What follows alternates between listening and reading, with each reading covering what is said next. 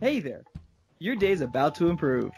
You're watching Laketoria Nights, a show where we talk about movies, TV shows, video games, and everything in between. I'm Kevin, joined by Andy and CJ, and today we're talking about the Mad Box console. Say hello, guys. Na na na na na na na na na na na na na na na yeah. What's up, guys? Was that your entrance music? Was that it? Is that you just coming in like that? Let's get it started. Okay, fine. All right. So, a company by the name of Slightly Mad Studios announced that they would be releasing a console in 3 years that would compete with the PS5 and Microsoft's next-gen console, which I think is like, what, X2 is it called? Or just... I think it just has a code name. I think it's like all Cobra or Scorpion or something like that. Everyone's just calling it the Xbox 2 because that's all we have to go off of. Okay, well, the console, I think the console is called Madbox, and according to the CEO, Ian Bell, the new console is supposed to support virtual reality and boost the competitive specs when it comes out. On their Twitter account, they claimed it's the most powerful console ever built. It's literally mad. I don't like what they did there, but, you know, they're trying to advertise. Pretty stupid. I was looking into the Slightly Mad Studios, and all I found were, like, racing games that they've made. It makes me feel like that the only thing that will come out for this is basically, like, flight simulators and game simulators. It feels like it's just going to be a decent simulator of virtual reality. I don't know if this can really compete with next-gen consoles, because I don't know what other games or what other thing that they're working on. I guess I am kind of into the whole maybe race cars, actually feeling that realism of racing, but unless they have something else backing them, I don't think it's really going to really be as big as they're talking about. But, well, like I said before, it's going to be in the next 3 years. So my question to you guys is, do you think it will make it to its initial release? I'll start with you, Andy. From what they've said, I don't think there's anything really keeping them held back from reaching 2022, I guess, release date. Yeah, that's about right. Yeah, I don't think there's anything holding them back from getting that. I mean, there's always stuff that can go wrong in prototyping and initial hardware testing and stuff like that. So you don't see like PlayStation or Xbox like coming in and going like, you know what, we could actually do something with this virtual reality simulator that you got going on here. We might buy you out. I mean, you don't see the big three. That could certainly happen. But the thing is, they would have to be releasing that, I guess, within the next year or coming up with that technology, I should say, within the next year or so for either Sony or Microsoft to make a bid on it in an effort to get that VR tech put into their next-gen console in time. Okay. What about you, CJ?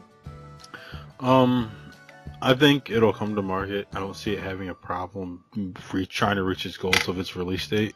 The goals of its release date. I'm kind of there with Andy. There's nothing that, aside from some sort of like internal meltdown or anything that'll financially stop them, I don't see them. Like, I don't think their software or hardware will be an issue coming to market in 2022. Well, I think my question is, I understand the potential of having virtual reality because that is literally the next step to what we're seeing now in games, but when I see this, I think about the Wii and how motion controls and how all that was supposed to be the next gen, but now that we're like, 2 generations forward now from the Wii, and now it seems like we've kind of regressed back to what we're used to. I don't think it's the next big thing, though. You don't think that?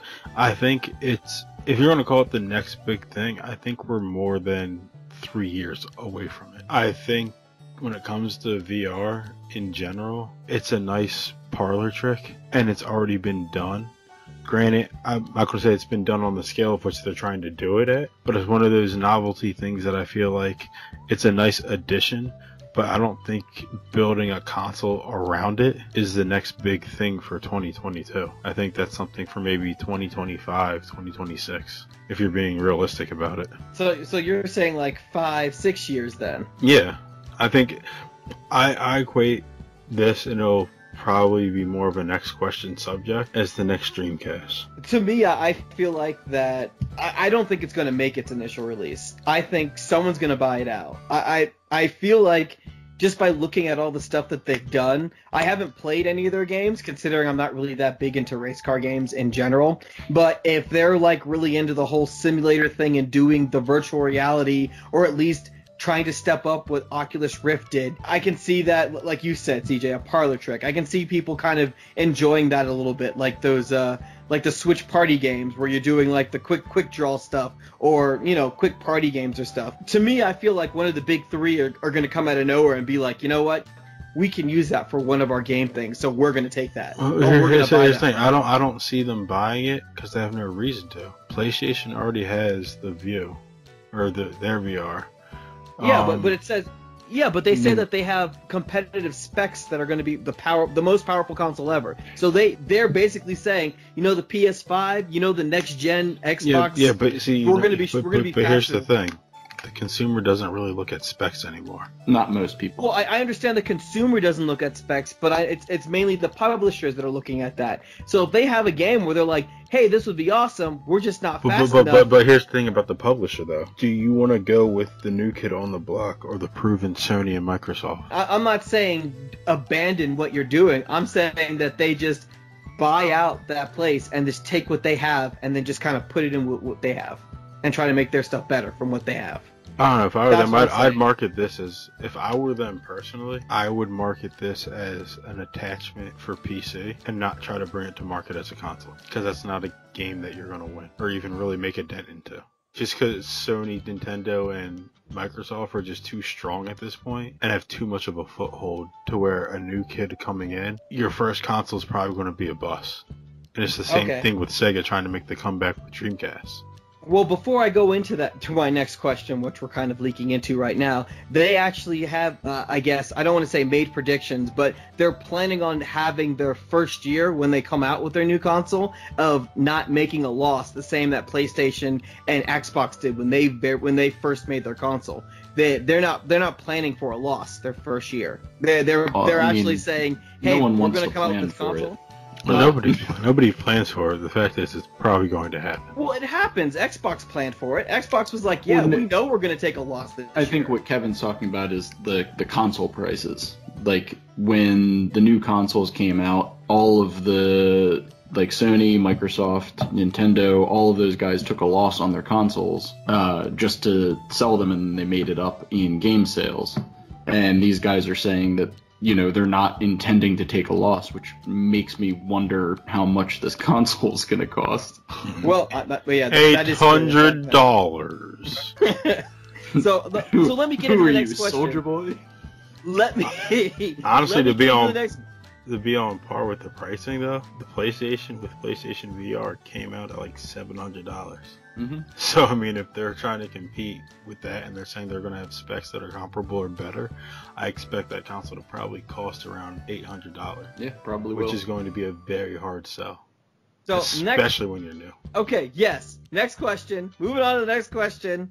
Do you see this console competing with the big three? Go ahead, CJ. No, I don't. You don't at all. No, and it's not because it's not going to be good enough. It could be a great console. You know what I mean? Hands down. But when you talk about the different IPs for each console that's already out, the history and the comfort that people have with saying I'm a PlayStation person, I'm an Xbox person, I'm a PC person, I'm a Nintendo person, for something new to come out that is virtually unproven, and while it may have its own original IPs for it, I mean, people are going to wonder, for example, is Madden going to come out on this new console?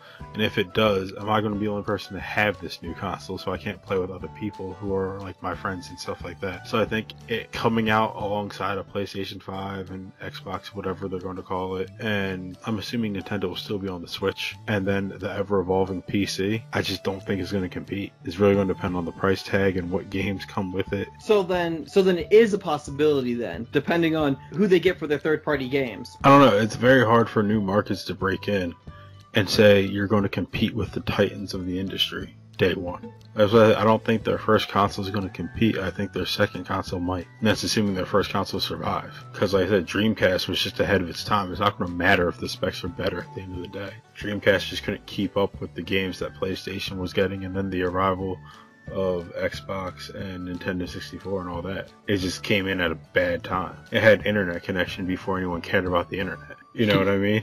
Yeah, there weren't any multiplayer games.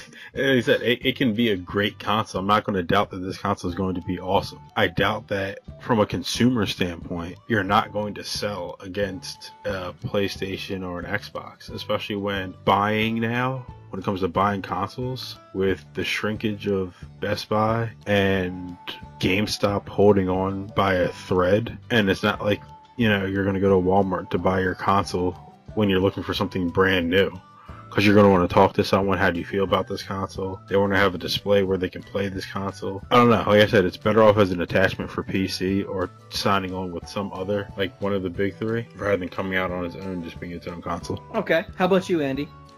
I kind of have to agree with CJ here. I want them to succeed. I will preface with that. I really want them to compete with the big three, just solely because it's the only way that there's going to be any change in the video game market. Basically, is if someone comes in, some underdog comes in and shakes up the whole industry. That said, like CJ pointed out, it's a tough nut to crack. It's not one of those markets that you can just walk into and go, hey, I've got this great idea for a new console. You have to get people on board, whether it's contracting third-party games, getting your own unique IPs for your console. There's a lot of work that they're going to have to put into this beyond just having an impressive tech sheet on it. The one great thing about this is I feel like it will force a better Xbox, a better PlayStation down the road. Certainly. And that's great for the industry. And anytime there's more people involved in gaming,